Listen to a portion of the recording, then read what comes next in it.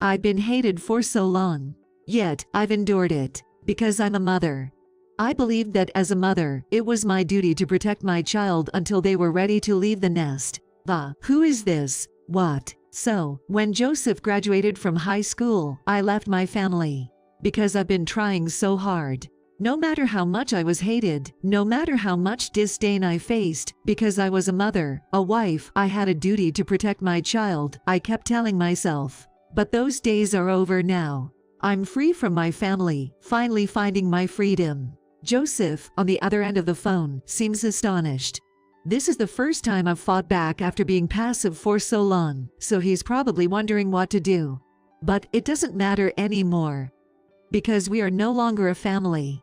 My name is Layla, a 45-year-old homemaker. I live with my husband, Grayson, and our eldest son, Joseph. Joseph is 18 years old and is set to graduate from high school this year. Perhaps it's something I should be happy about, but I couldn't genuinely feel joy. The reason is Joseph's attitude. "Hey, old hag, I can't find my shirt. Did you steal it?" One day, as I was folding laundry in the living room, Joseph said that to me. After searching through the basket, I found his shirt and said, "I'm sorry, here you go," handing it over to him. Joseph snatched it as if showing his anger forcibly. "You're really slow. Can't you just put the shirt in my wardrobe while I'm asleep? Don't make me have to call out to you for such things." "I'm sorry, I just brought it in a while ago." Joseph's words were sharp, cutting deep. I couldn't argue back and just kept quiet. Satisfied with my attitude, he left a warning. "If you make me angry again, I'll kicked out of the family," and went back to his room. Joseph's attitude started to worsen 13 years ago. He was just 5 years old at the time. Suddenly one day, he started calling me old hag. I told him, "That's not a nice way to call someone, let's change that," but his tone only got worse day by day. Joseph is a boy, maybe it's just a phase. I went through it too. Grayson said when I consulted him. Indeed, it might be natural for boys to idolize slightly naughty characters from cartoons and start mimicking their way of speaking, so I decided not to force him to change and just watch over his growth while occasionally reminding him. But as a result, Joseph's attitude only worsened. It became normal for him to call me old hag instead of mom, and he would often hurl insults at me rather than say thank you. We couldn't have a decent family conversation anymore. Time passed, and now Joseph is 18. I overheard Joseph and Grayson discussing his plans to go to college after graduating from high school 3 days ago. They hadn't consulted me about his future plans at all. But it seemed that Joseph still relied on Grayson. Joseph and Grayson have always been close, often seen going out together. Perhaps it's easier for men to bond. I wanted to be treated as part of the family by Joseph. I wanted to live like a real family. It was really tough. I wasn't the only one being mistreated. Grayson had also started to dislike me. "You really are slow. Look, there's dust accumulating over there. Can't you at least take care of that, being a homemaker?" When Joseph's attitude started to worsen 13 years ago, Grayson's attitude towards me changed for the worse as well. Whenever I failed to do something, he would criticize me for being slow or not doing your job as a homemaker. Whenever I failed to do something, he would criticize me for being slow or not doing your job as a homemaker. Originally, when we got married, we divided the household chores between us. "Being a homemaker doesn't mean you have to do all the household chores," Grayson used to say. After Joseph was born, I realized how hard parenting was. There were far more times when things didn't go as planned, and I felt deeply depressed every time. At first, Grayson was active in parenting, but gradually he became less involved, and it seemed like he stopped. Whenever I tried to talk to him, he would listen, but it always implied that I wasn't trying hard enough. So, talking to Grayson never cleared the fog in my heart. "You can't even clean properly. After all these years, you haven't grown as a wife. Do you lack the ability to learn? I'm sorry. I'll try harder, please forgive me. You get scolded because you can't do it, despite saying you'll try. You keep saying you'll try, but there's been no improvement, has there?" Grayson's words weighed heavily on my heart. Dealing with Joseph's attitude was stressful enough, but feeling hated by Grayson, not seen as a wife or family member, almost made me crumble right there. Yet, I endured it for 13 years. No matter how close to breaking I felt, I'm a mother and wife. I believed I had to fulfill my duties, whipping my heart whenever it screamed I can't take it anymore, somehow managing to keep going. I was so tired I couldn't move, but I forced myself to keep going. Otherwise, I would have truly become incapable of doing anything. The fear of being unnecessary to Grayson and Joseph if I became completely unable was also there. As time went by, Joseph's high school graduation day approached, but I only learned about the date 3 days before the ceremony. By the way, where did we store the suit for the ceremony? One day, as I was doing chores, Grayson asked me, "The graduation is coming up, isn't it? But I still don't know the date. Hasn't it been announced yet?" To my words, Grayson looked at me with pity, saying, "I see, Joseph didn't tell you." He had learned about the graduation date from Joseph a week ago. Once again, I was left out. This reality was painful, but it had been the case every day for the last 13 years, so it couldn't be helped. Even so, unable to pick myself up, I looked down, and then Joseph, who had no school that day, came out of his room. "Hey, old hag, what's with this gloom? Don't spread your gloominess to Dad too." He glared at me, saying that, but it was Joseph's fault for creating such an atmosphere in the first place. If he had properly told me about the graduation date, this wouldn't have happened. "The graduation is in 3 days, I heard. You didn't tell me." As I questioned him with a tone of blame, Joseph sighed heavily as if to say, "What a hassle. So what? You're not coming to the graduation anyway, so why do you need to know the date?" Surprised, I tilted my head. "Why? I never said I wouldn't attend." To my question, Joseph said, "No, don't come. If a gloomy old hag like you shows up, I'll be the laughing stock of everyone. I can't bear to have you ruin my big day." Those words made me dizzy. Indeed, Joseph had never invited me to his entrance or graduation ceremonies before. But if I had known the date, I would have definitely attended and genuinely celebrated his new beginnings. Even if I wasn't treated as family, I always continued to do that. Yet, this time, I wasn't even allowed to attend the graduation.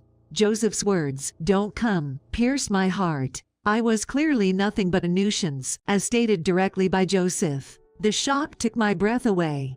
And at that moment, I realized my heart had reached its limit long ago. So, I decided it was time to end my role in this family. Finally, Joseph's high school graduation day came. It seemed Grayson was asked by Joseph to please come, and they left the house together in suits for the ceremony. I was left behind, as usual. The old me would have been frustrated yet unable to do anything, silently suffering. But those days ended today. Right after they left the house, I packed my bags and left. My destination was my parents' home. Convinced that I could no longer live as a family with Joseph and Grayson, I decided to prepare for severing ties with them while resting at my parents' home. I left a note at the house. It mentioned that I was considering divorce, that I wanted to cut ties with them as a family and live on my own. I wanted them to discuss the details through a lawyer. Finding a reliable lawyer within 3 days was truly a Herculean task. There were many other things I had to do. One of them was preparing to sell the house. The house we lived in was actually passed down to me by my father. My father is a well-known wealthy businessman in a certain industry, owning several properties as vacation homes. When we got married, my father said it was a wedding gift and transferred one of those vacation homes to us, meaning the owner of the house was my father, not me or Grayson. Furthermore, knowing how much I had been pushed to the edge, my father said, "Well then, we don't need that house," and decided to sell it without hesitation.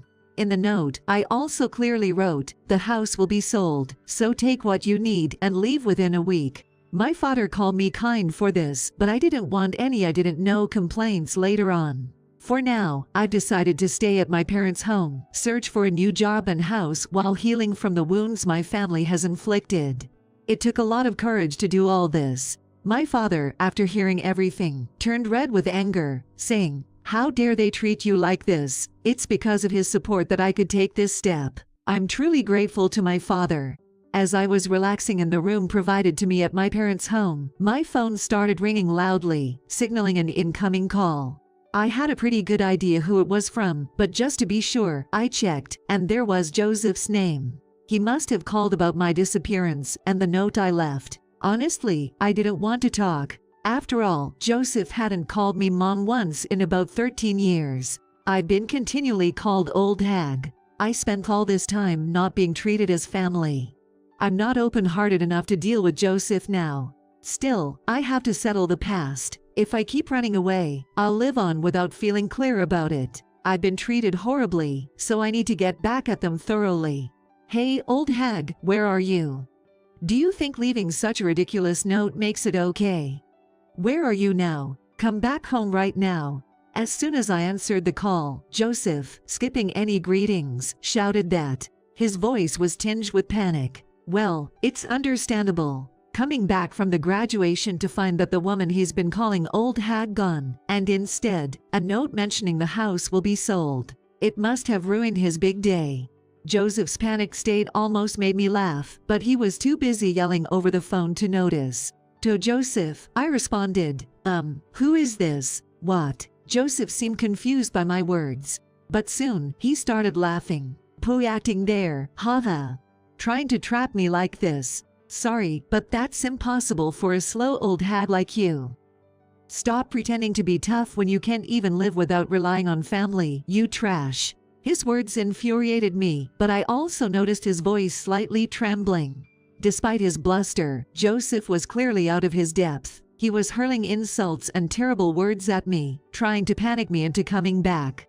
Understanding this, I decided to respond to Joseph with as much calm as I could muster. I don't have a family, though. Oh, I have my parents and brother.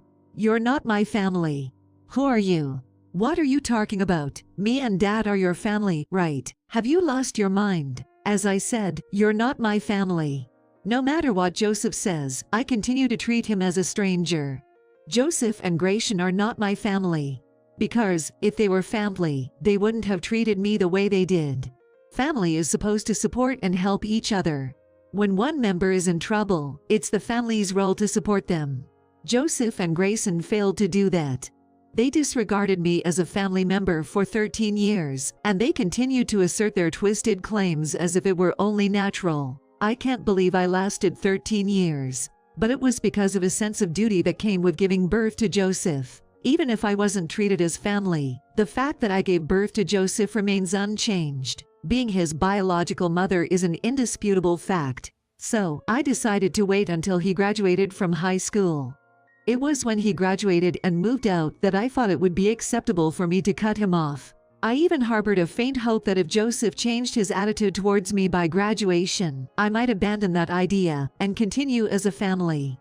But Joseph did not meet that hope. Recalling his attitude 3 days before the graduation, it was clear. Then, I too have the right to act accordingly. Joseph is no longer my family.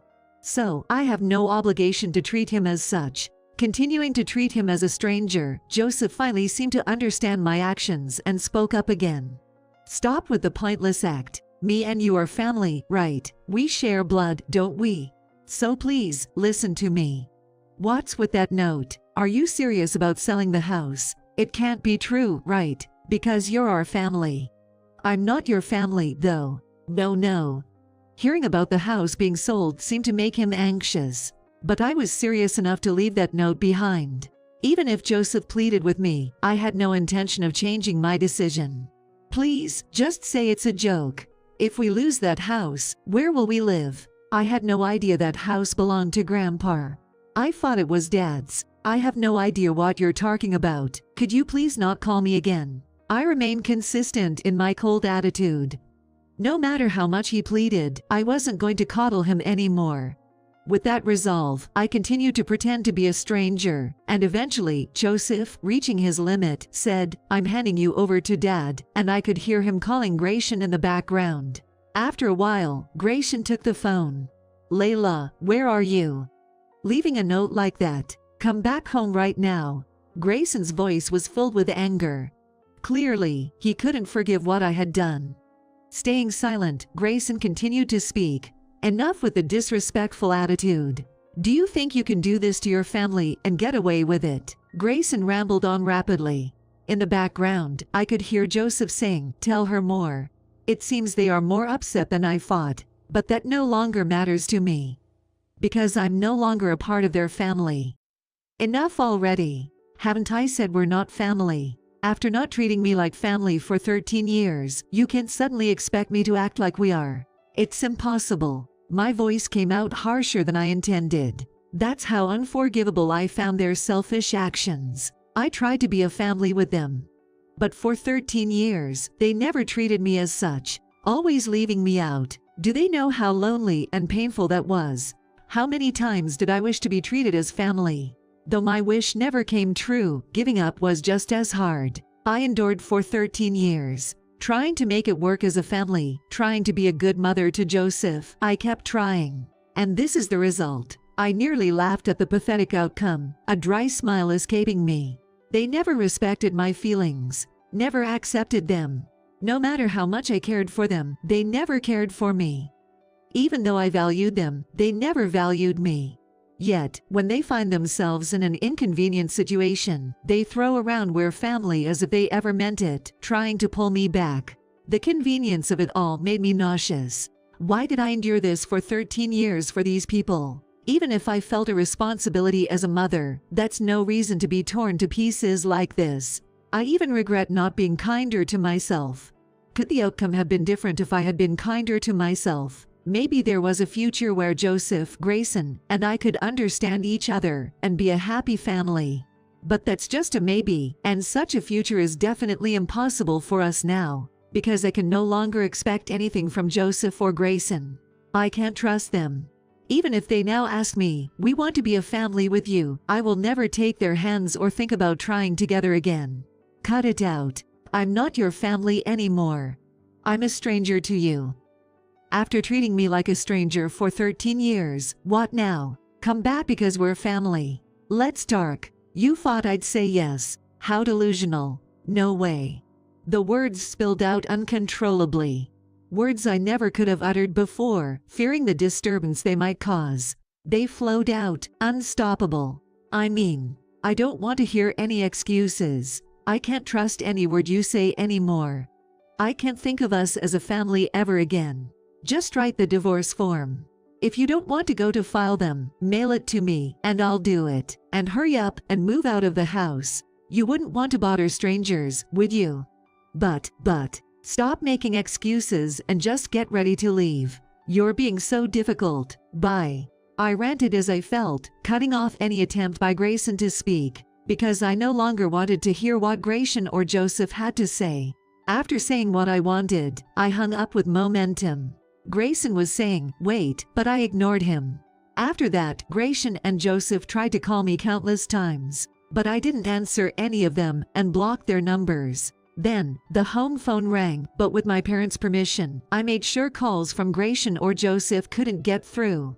And so I finally managed to cut ties with the family that made my life miserable for 13 years. They even used their connections with friends to try and contact me, but I kept hiding from them, fleeing every time. Eventually, my divorce from Grayson was finalized. Grayson repeatedly pleaded not to want a divorce, but when it came to mediation, he must have realized it was futile and signed the divorce form without further resistance. Since the house belonged to my father, it was sold, and both of them had to leave. According to a friend, after the incident with me, the two of them started fighting incessantly.